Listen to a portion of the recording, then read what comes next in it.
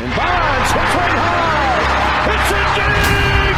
It is out of here. This is caught. Diggs. Sideline.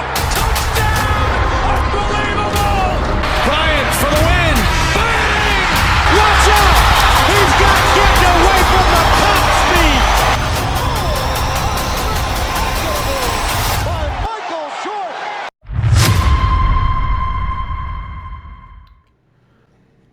What is going on, everyone? Welcome back to another SGN video where it's all set all the time. In today's video, we're dropping the best rotation setup for 2K24. Now, 2K hasn't really changed too much with the rotation system the last couple years, so it's been fairly the same setup as before. However, they finally added something this year that we are going to incorporate, and you should as well. I'll explain how. But real quick, man, if you are new to the channel, please like the video and subscribe to the channel. We got a ton of amazing 2K content out for you, including sliders, scenarios, mynba, sliders and settings, anything related to 2K and mynba, gameplay versus CPU.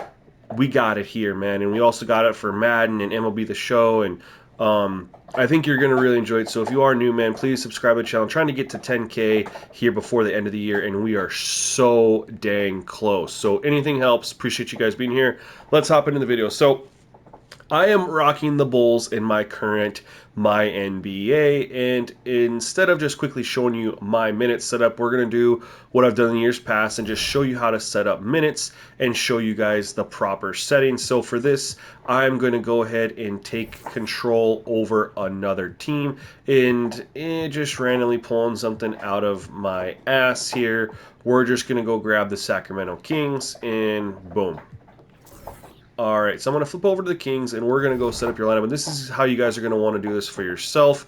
Conditional coaching, it's never really worked the way it should the last couple years.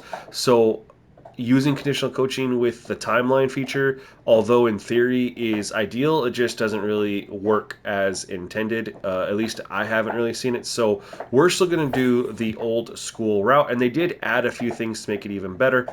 So if you guys have been here before, you guys know I do the increments of 5, and that is not changing now. However, with the new changes they've added this year, which we'll talk about in a minute, I do think that going to a 9-man lineup, if possible, is better. I understand that not everyone will be able to do that based on their roster, but for the Kings, I know that Alex Len is getting minutes here, and he probably does in real life, but we don't need JaVale McGee and Alex Len getting tick. And we're just going to zero this out. We're just going to build everything. We're just going to build everything from scratch here. And so the way I like to do it is we have the rule of when you have your starting 5, no more than 2 players can have the same amount of minutes. And we do the increments of 5. So we're going to look at, is Malik Monk really starting over Kevin Huerter? Okay, so we're going to have... And, of course, De'Aaron Fox is out. So this is going to be a little bit interesting. Although he's healed enough, we can put him in. We're going to put this in how this would normally look. So we're going to put De'Aaron Fox into the lineup, which is going to obviously put Davion Mitchell up here into the lineup as well. We'll do something like this. I don't know. We'll wing it. We don't have to spend a ton of time on this. But anyway, so De'Aaron Fox is clearly going to get 35 minutes. The max that I give any starter is 35 minutes. And we're going to do the same thing for Sabonis. Those are clearly the 2 best players. Now, their worst rated player is Harrison Barnes. We're going to give him 25 minutes. And then Keegan Murray, we're going to definitely do 30. And based on how everything's looking here, we're going to give Malik Monk 30 as well. So you can see we have 2 players at 35, 2 players at 30, 1 at 25. Now your 6th man is going to be based on 1 or 2 things. 1 overall, or 2 what you need off the bench. So as you can see here, Harrison Barnes plays small forward. He's got 25 minutes. Kevin Huerter can play small forward, so he's definitely going to want to come in and fill in. So he's going to get our chunk of minutes at 30. Then it's going to go down the line and kind of fill in the rest. So David Mitchell and Trey Lyles are both going to play a key part. Trey Lyles can play power forward and center, so he can fill in for Sabonis and Keegan Murray. Barnes can also play the power forward. So you're going to get a couple different variations with this lineup, which is perfect. So we're going to go ahead and start off with giving Davion Mitchell 20 minutes. He can play the 1 or the 2. Trey Lyles is going to get 20 minutes. And this is where you can do a couple different things here.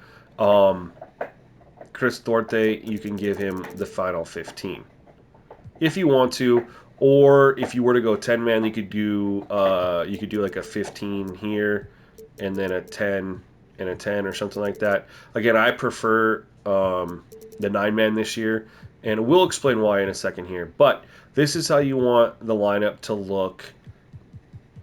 You know, it's going to change from team to team, but this is how we want the lineup to look. After that, we're going to back out. This is very important this year, and I'll explain why we're kind of keeping things similar, but it's going to be even better. So when we go to coaching, we go to coach settings. For substitution, they added ACE. So before, you could do fatigue, rotation, which was always done, but this year they've added ACE. So ACE will use your rotation, but they'll keep it smart. They will go ahead and make sure that you always have a score on the floor, and the rotations are honestly a lot better with ACE. You want to make sure that you have it on ACE this year, and this is going to open up more with our coaching game plan. When we head back over here, we're running a 9-man rotation. In years past, we'd always do a +1 to that to help with the bench depth. No. We're going to stick at 9, and we're going to do that because they will still put players in, even if you don't have any minutes to them. They will put players in based on your scenario and matchups on the floor. So you need to just stick to bench depth, whatever you have it, 9. No more doing the +1. We are still going to do the 100 to bench utilization. We're still going to do the 100 to lineup performance factor, and we're still going to do the 0 to system proficiency preference, as we don't want that to interfere with your lineup at all. And that's the main settings, guys. It's very, very simple to do. Increments of 5. Nobody in the starting lineup can have no more than 2 players in the starting lineup can have the same amount of minutes, and no more than 2 players in your bench unit can have the same amount of minutes. So as long as you keep things different by at least an increment of 5, you're good to go. So again, short, quick video, very similar to the last 4 or 5 years. However, we got those 2 new changes with the bench depth and the rotation method of ACE.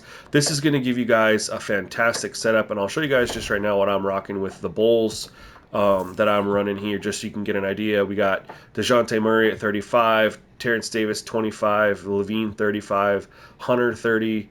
As you can see, this is just how I did, and I'm 9 deep as well.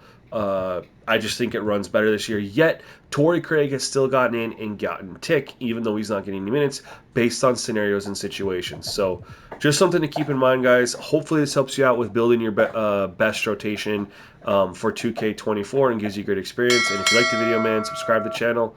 Otherwise, stay tuned to the next one. Peace.